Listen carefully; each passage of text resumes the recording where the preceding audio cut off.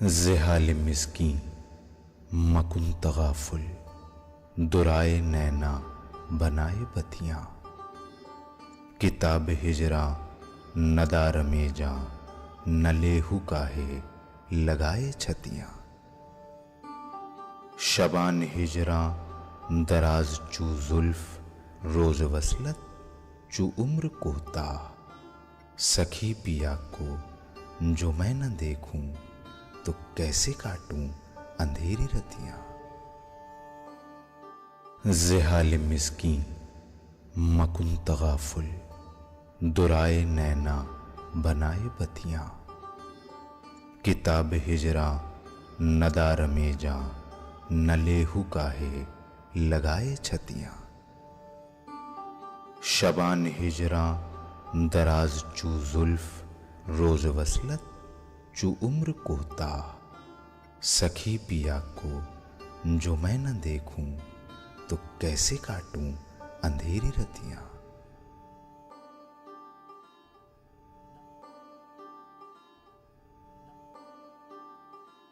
ناظرین آداب، D D Urdu کے خصوصی پروگرام اردو شاعری کا بدلتا منظرنامہ میں آپ کا خیر مقدم ہے۔ رات بھی، نیند بھی، کہانی بھی، ہائے کیا چیز ہے جوانی بھی، دل کو اپنے بھی غم تھے دنیا میں، کچھ بلائیں تھی آسمانی بھی، دل کو شعلوں سے کرتی ہیں سیراب، زندگی آگ بھی ہے پانی بھی، شاد کاموں کو یہ نہیں توفیق، دل غمگیں کی شادمانی بھی، لاکھ حسن یقین سے بڑھ کر ہے ان نگاہوں کی بدگمانی بھی۔ یہ غزل اردو ادب کے بلکہ ہندوستانی ادب کے مشہور اور معروف شاعر جناب رگپت سہائے فراق گورکھپوری کی ہے۔ فراق گورکھپوری کسی تعارف کے محتاج نہیں ہیں۔ اردو شعر و ادب کی دنیا میں ان کا نام فلک پہ ایک چمکتے ہوئے ستارے کے مانند ہے۔ فراق گورکھپوری پہ بات کرنے کے لیے آج ہمارے ساتھ اسٹوڈیو میں موجود ہیں دلی یونیورسٹی کے سابق پروفیسر جناب خالد علوی صاحب۔ ہم آپ کا استقبال کرتے ہیں۔ خالد علوی صاحب روز رسالوں اور کتابوں اخباروں میں چھپتے ہیں، ادب سے ان کا گہرا لگاؤ ہے اور اردو ادب کے ساتھ انگریزی ادب میں بھی خاصی مہارت حاصل ہے ان کو، اور خالد علوی صاحب کے کئی کتابیں شائع ہو چکی ہیں جن کا ذکر ہم نہیں کر سکتے، بلکہ آنے والی نسلیں بھی ان پہ ریسرچ بھی کرے گی، ان کی کتابوں کا ذکر بھی کریں گی۔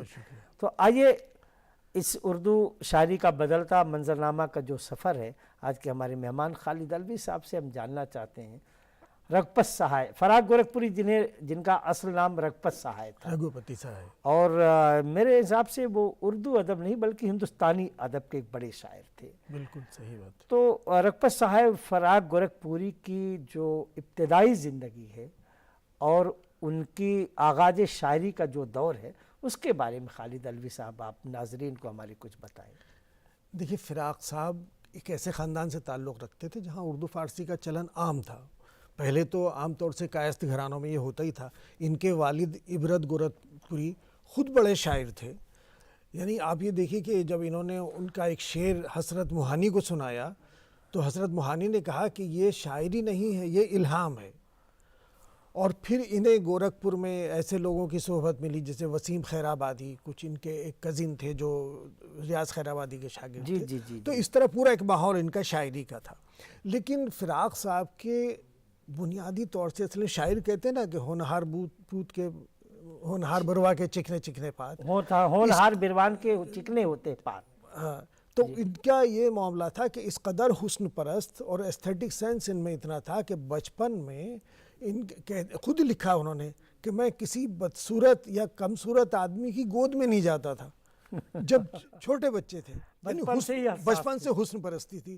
تو یہ سمجھ لیجیے وہ حسن پرستی نہیں تھی بلکہ وہ مزاج شاعرانہ تھا. ہاں. شاعر میں جو احساس جمال ہوتا ہے وہ دوسرے لوگوں سے کہیں زیادہ ہوتا اور ہے. شاعرانہ میں بھی عاشقانہ مزاج. عاشقانہ مزاج، شاعرانہ مزاج. دیکھیے ہر چیز میں فراق صاحب جو ہیں رات میں خوبصورتی دیکھتے ہیں، شام میں خوبصورتی دیکھتے ہیں. انسانوں کی خوبصورتی تو ہم سب دیکھ لیتے ہیں.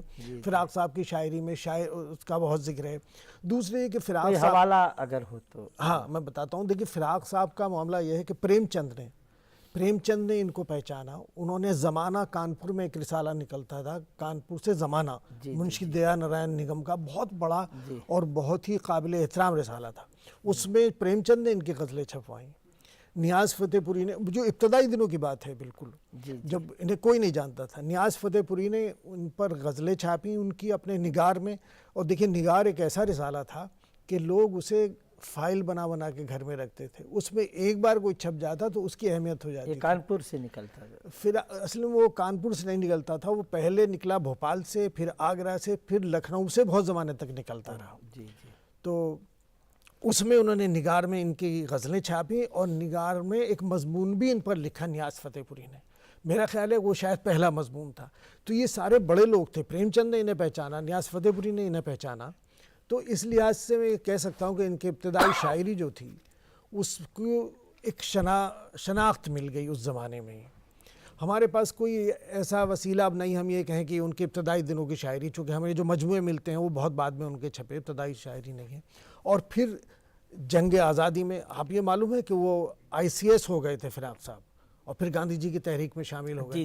جی وہ زمانے، وہ پہلے عقیل صاحب نے ایک مضمون لکھا ہے کہ انہیں کہا تھا کہ PCS ہو گئے تھے، اور اس سال کے جو PCS کے جتنے بھی منتخب لوگ تھے ان کو ICS دے دیا گیا تھا.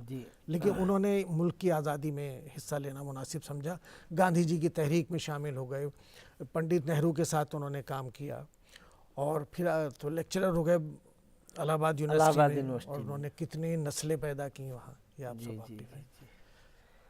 اچھا، فراق صاحب کو ابھی گزرے ہوئے بہت زمانہ نہیں ہوا. ہاں ظاہر ہے ہمارے آنکھوں کے سامنے. کیا آپ نے فراق صاحب کو کبھی دیکھا، ملاقات، یا مشاعروں میں ان کی شاعری سے آپ روبرو ہوئے کیا؟ اور کیا ان کی پیشکش جو ہوتی تھی شاعری کی کیا خوبی تھی، کیسی تھی؟ ہاں دیکھیے میں بہت بچپن سے چونکہ مشاعروں میں جاتا ہوں تو میں نے 2-3 مشاعروں میں ان کو سنا. دہلی میں بھی سنا DCM کے مشاعرے میں، اور بچپن میں جب میں کالج اسٹوڈنٹ تھا تو بجنور میں ایک ڈسٹرکٹ مجسٹریٹ آئے تھے جو فراق صاحب کے بہت عاشق تھے. انہوں نے ایک مشاعرہ کرایا جس میں فراق صاحب کو بلایا، اور فراق صاحب تقریباً 1 ہفتہ تک بجنور میں رہے. تو ہم لوگ، فراق صاحب کے بہت سارے لطیفے ہیں بجنور کے بھی اس زمانے کے، میں آگے آپ کو بتاؤں گا. تو ہم اپنے بہت سارے دوستوں کے ساتھ فراق صاحب سے ملنے پہنچے. تو فراق صاحب نے پوچھا کہ آپ لوگ کیا کر رہے ہیں؟ تو سب اتفاق سے BSc یا BA کے اسٹوڈنٹ تھے. تو فراق صاحب نے پوچھا کہ بیچلر تو غیر شادی شدہ کو کہتے ہیں، یہ جو بیچلر آف آرٹ ہے اور بیچلر آف سائنس ہے اس کا کیا مطلب ہے؟ اب ہم میں سے یہ بات کوئی نہیں بتا سکا کہ یہ کیا مطلب ہے اس کا.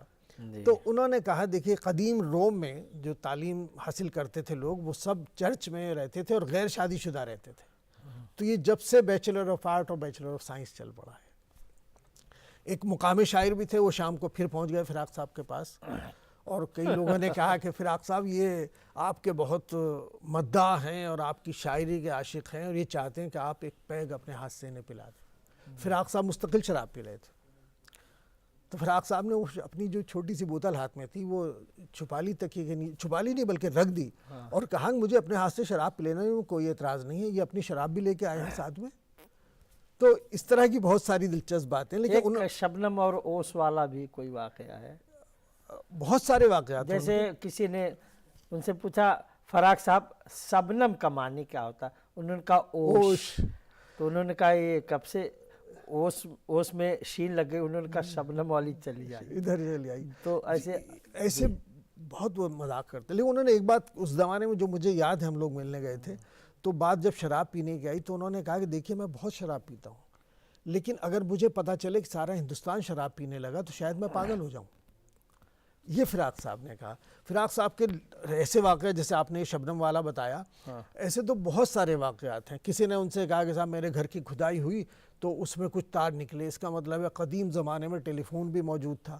تو انہوں نے کہا میرے گھر میں کھدائی ہوئی تو کچھ نہیں نکلا، اس کا مطلب ہے کہ قدیم زمانے میں وائرلیس بھی موجود تھا. تو فراق صاحب بہت اچھا ہے، ہاں کافی ڈی سی بہت اچھا۔ دیکھیے ملک زادہ منظور احمد نے ایک واقعہ لکھا ہے کہ ڈی سی ایم کا مشاعرہ ہو رہا تھا اور نادش پرتاپ گڑھی نے نظم پڑھی، اس میں انہوں نے کہا کہ بہت آج بڑے شاعر تھے۔ ہاں کہ آج کل شاعروں کے قلم خریدے جا رہے ہیں، تو فراق صاحب بیٹھے تھے، انہوں نے کہا شاعروں کا قلم کیسے خریدا جا رہا ہے؟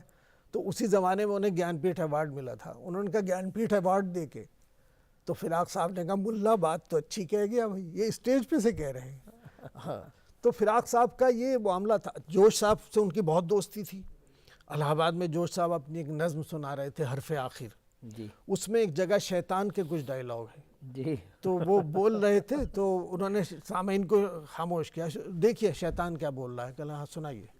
تو اس طرح کے واقعات بہت تھے ان کے، اور جوش نے اپنی کتاب میں یادوں کی بارات میں تو بہت سارے لطیفے ان کے لکھے ہیں۔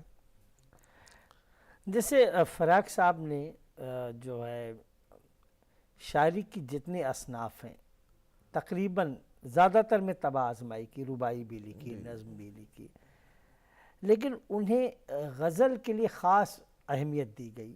کیا ان کی غزلوں میں کیا ایسی خصوصیت ہے کہ جس کے لیے غزل کے شاعر بہت بڑا مقام غزل میں دیا جاتا ہے انہیں؟ ہاں دیکھیے، اس سے پہلے میں دو باتیں بتانا چاہتا ہوں۔ جی میر نے جو سوز کو آدھا شاعر کہا ہے، اس کی وجہ یہ ہے، وہ یہ سمجھتے تھے کہ سوز نے تمام اصناف میں طبع آزمائی نہیں کی۔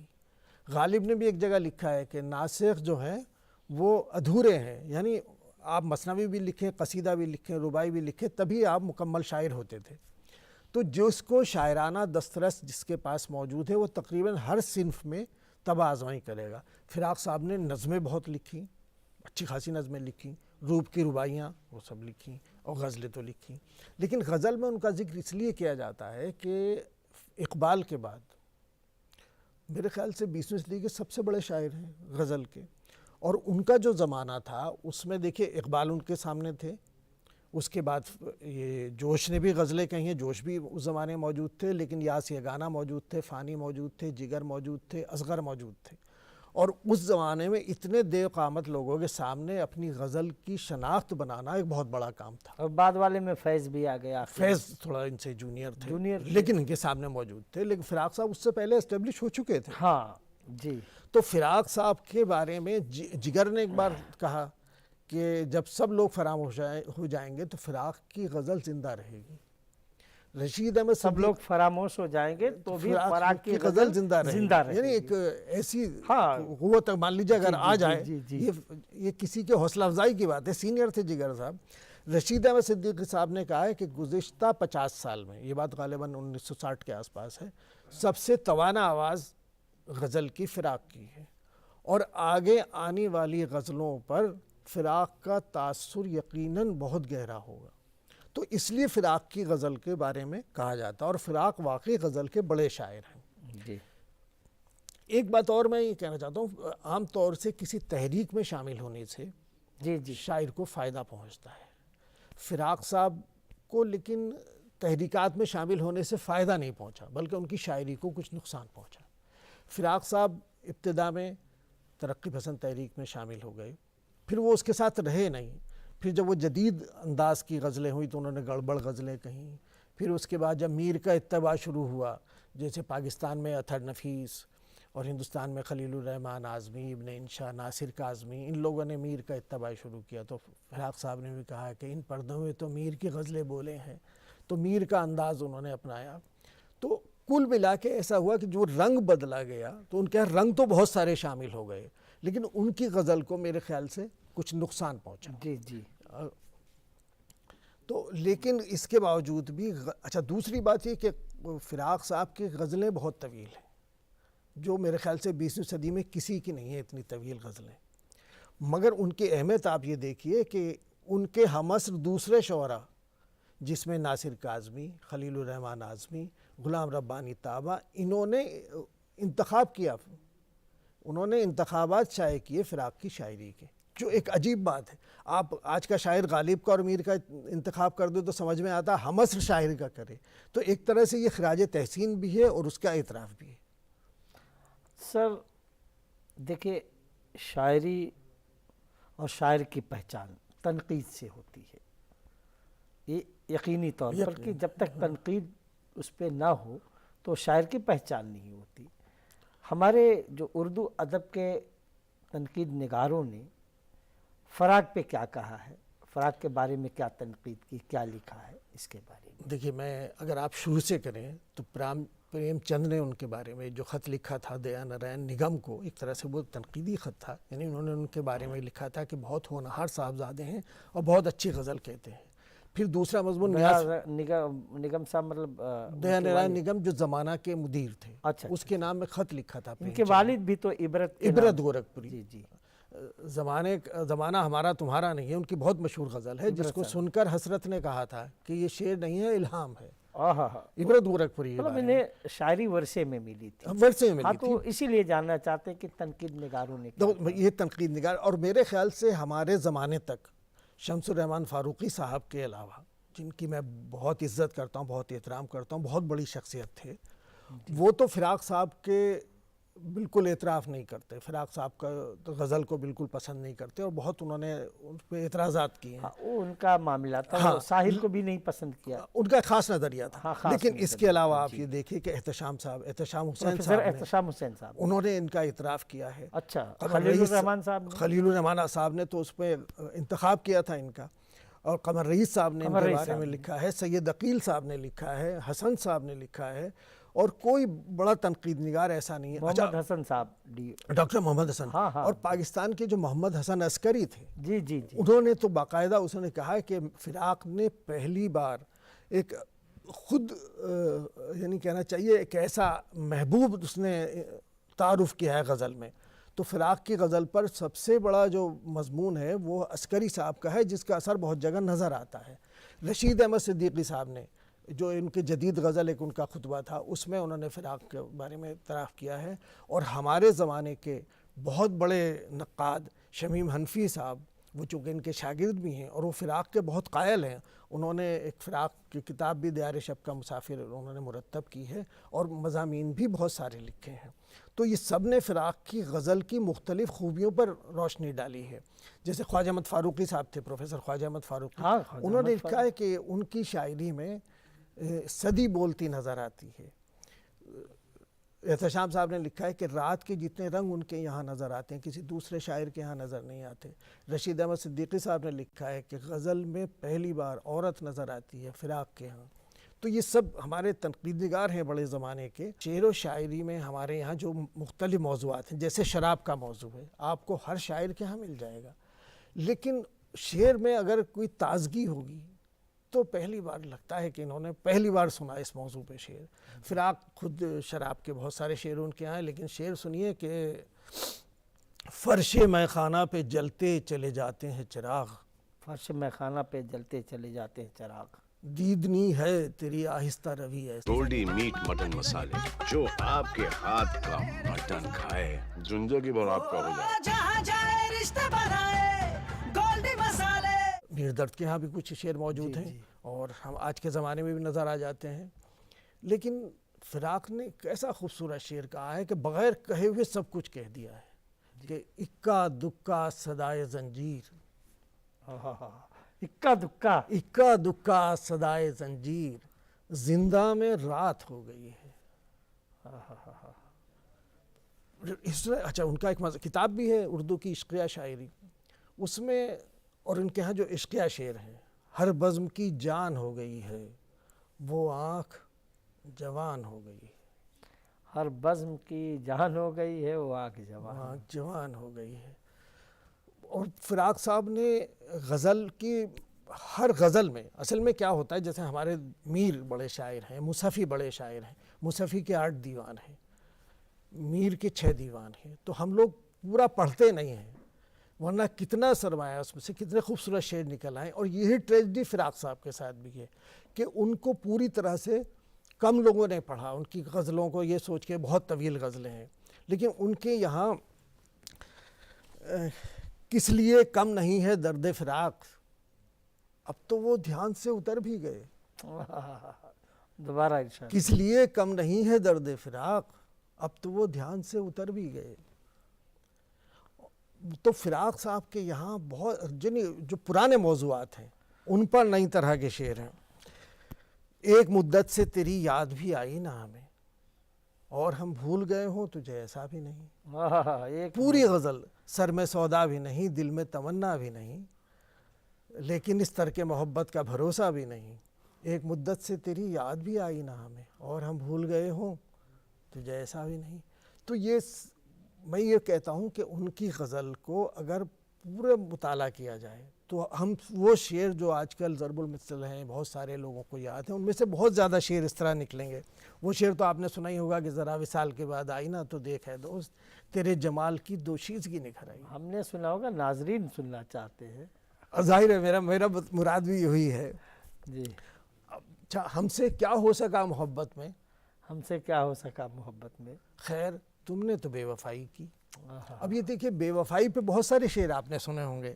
لیکن ہاں تو اب اچھا دوسرا یہ کہ ماحول پہ، صبح پہ، رات پہ، فضا تبسم صبح بہار تھی لیکن پہنچ کے منزل جانا پہ آنکھ بھر آئی. پہنچ کے منزل جانا پہ آنکھ بھر آئی. یا روس کا جو انقلاب ہوا تھا اس سے ایک دن پہلے وہاں کے نیشنل پیپر میں خبر چھپی تھی کہ یہ جو کمیونسٹ لوگ ہیں کیسی بیوقوفی کام کر رہے ہیں، روس میں کبھی انقلاب نہیں آئے گا. ایک دن پہلے. اور فراق صاحب کہتے ہیں کہ دیکھ رفتار انقلاب فراق، دیکھ رفتار انقلاب فراق کتنی آہستہ اور کتنی تیز، یعنی کسی کو اندازہ نہیں ہوتا کہ کب انقلاب آ جائے گا. اور غرض کے کاٹ دیے زندگی کے دن اے دوست، وہ تیری یاد میں ہو یا تجھے بھلانے میں. تو فراق کے یہاں، حالانکہ رشید احمد صدیقی صاحب نے لکھا تھا کہ ان کے یہاں کلاسیکی اور جو ہماری فارسی اردو کی روایات ہیں اس سے آگہی کچھ کم ہے، اور انہوں نے سنسکرت اور ہندی کی شاعری سے بہت سے مضامین اخذ کیے ہیں. لیکن فراق صاحب کے ہاں ایسے بہت سارے شعر آپ کو مل جائیں گے کہ جن کی تحریک آپ کو سودا اور دوسرے شعراء سے ہوئی ہے. اچھا دیکھیے، فراق صاحب نے غالب و میر پر نہیں لکھا، بلکہ انہوں نے ذوق پر، مصحفی پر، اختر انصاری پر، ایسے لوگوں پہ لکھا جو یعنی ہم یہ کہہ سکتے ہیں کہ نسبتاً تھوڑے سے کم مشہور یا دوسرے طرح کے شعراء تھے. اور شعر سن لیجیے کہ شام بھی تھی دھواں دھواں، حسن بھی تھا اداس اداس، دل کو کئی کہانیاں یاد سی آ کے رہ گئیں. تو فراق کی یہاں یہ ہے کہ انہوں نے پامال موضوعات پر نئی طرح کی شاعری کی. اور ان دیکھیے جتنا فراق سے لوگ متاثر ہوئے شاعر، ناصر کاظمی یا تو میر کا ذکر کرتے ہیں یا فراق کا ذکر کرتے ہیں. بہت ہمارے زمانے میں خلیل رحمان نازمی اور کی خود بات اپنے زمانے کے بڑے شاعر ہیں. یہی بات ہے. دل میں ایک لہر سی اٹھی، ابھی کوئی تازہ ہوا چلی. ابھی ناصر کاظمی بہت بڑا شاعر ہے، خود بڑے شاعر. ہاں، اور انہوں نے میر کا انتخاب کیا اور میر پر باقاعدہ ان کے اثرات موجود ہیں. اگر آپ یہ دیکھیں نا، بہت سے ایسے شعر آپ کو مل جائیں گے کہ لگتا ہے کہ انہوں نے فراق سے لیے ہیں. فراق کی تحریک اس کے اشعار میں شامل ہے. ایک شعر ان کا بہت مشہور ہے، اس کے ساتھ ایک لطیفہ بھی ہے کہ تم مخاطب بھی ہو قریب بھی ہو، تم کو دیکھوں کہ تم سے بات کروں. تو ایک فلم میں، راج کپور کی ایک فلم تھی ایک دل سو افسانے، اس میں انہوں نے ہیروئن کو مخاطب کر کے شعر پڑھ دیا. فراق صاحب نے اعتراض کیا کہ نا اول تو فلم کا نام ہی ایسا ہے جو مجھے ایک مشہور شعر یاد آتا ہے، اور پھر میرا شعر انہوں نے پڑھا ہے. تو ان کا خیال یہ تھا کہ شاید شعر جو ہے وہ فلم کے لحاظ سے بلند معیار چیز ہے، اسے اس طرح استعمال نہیں ہونا چاہیے تھا. انہوں نے شمع میں خطوط بھی لکھے تھے اس زمانے میں. لیکن شعر اپنی جگہ بہت اچھا ہے کہ تم مخاطب بھی ہو قریب بھی ہو، تم کو دیکھوں کہ تم سے بات کروں. سر یہ جو ہے فراق کے بارے میں تو ہم کافی بات کرتے تھے، اور اردو میں تو انہوں نے لکھا ہی، ان کی کئی کتابیں آئی ہیں. جہاں تک ہمیں یاد ہے کہ گل نغمہ اور نغمہ گل دونوں کتابیں ہیں. ایک سرگم بھی ہے. اور کون کون سی کتابیں ہیں ان کی؟ غزلستان، شبنمستان، شعرستان، روپ کی رباعیاں، نثر میں ان کی کتابیں، اردو کی عشقیہ شاعری، ان کے خطوط بھی شائع ہو چکے ہیں، منانم. تو بہت ساری کتابیں ہیں ان کی. اور دلچسپ بات یہ ہے کہ لوگ یہ سمجھتے ہیں کہ وہ شاید ہندی کے مخالف تھے، لیکن انہوں نے ہندی میں بھی کچھ کتابیں مرتب کر کے شائع کی تھیں. ان کی امراؤ جان ادا جو ہندی ایڈیشن ہے میرے پاس موجود ہے فراق صاحب کا. بس آخری سوال ایک مختصر سا کہ آج جو شاعری ہو رہی ہے فراق کی شاعری کے اثرات کیا اس شاعری پہ پڑ رہے ہیں، یا ان کی جو شاعری کا پیغام تھا آج کے شاعر اس طریقے کی شاعری کر رہے ہیں؟ دیکھیں نہیں، میں یہ سمجھتا ہوں کہ جب تک آپ پوری طرح سے کسی شاعر کو اپنے اندر جذب نہیں کریں گے، آپ اس کا پیغام اور اس کی شاعری کو آپ نہیں اپنی شاعری میں ڈھال سکتے۔ پرانے زمانے میں کہا جاتا، اساتذہ یہ کہتے تھے کہ 10,000 شعر یاد کر کے آؤ تب شاعر بننا، اور پھر اس کے بعد کہتے تھے کہ 10,000 شعر بھول کے آؤ، تو یعنی آپ فیڈ ہو جائیں آپ کے اندر۔ تو فراق صاحب کا معاملہ یہ کہ اب جو نئے شاعر ہیں ہندوستان میں، جو غزل کی شاعری ہے اس کا معیار تھوڑا گر گیا ہے، اور اگر وہ فراق کی شاعری کو میرے خیال سے رہنما بنائیں گے تو ان کا معیار کہیں زیادہ بلند ہو جائے۔ خالد علوی صاحب، آپ کا بہت بہت شکریہ اسٹوڈیو میں آنے کے لیے۔ ناظرین، اردو شاعری کا بدلتا منظرنامہ کے اس ایپیسوڈ کا ہم یہیں پہ اختتام کرتے ہیں۔ اگلے ایپیسوڈ میں کسی معروف شاعر کی شخصیت اور اس کی ادبی خدمات کے بارے میں کسی ماہر کے ساتھ آپ سے پھر ملاقات کریں گے۔ تب تک کے لیے خدا حافظ۔